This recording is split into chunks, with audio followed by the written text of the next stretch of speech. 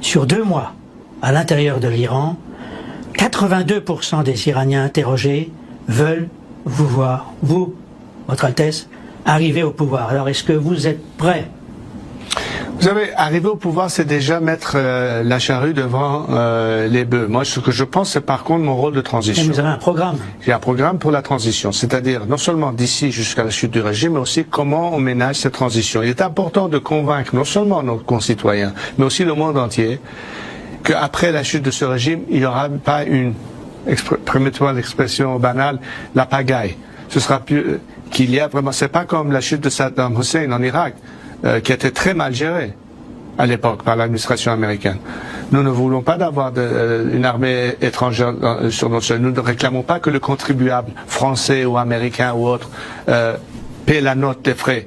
Puisque nous avons d'abord la meilleure armée en place, c'est les Iraniens eux-mêmes, mais qui jusqu'à présent ont été sans aucun soutien. C'est pourquoi un des éléments de notre campagne, c'est d'avoir, parallèle à cette politique de pression maximale, qui est d'ailleurs menée par l'administration actuelle américaine, mais d'ajouter à cela, parallèlement, une politique de soutien maximal.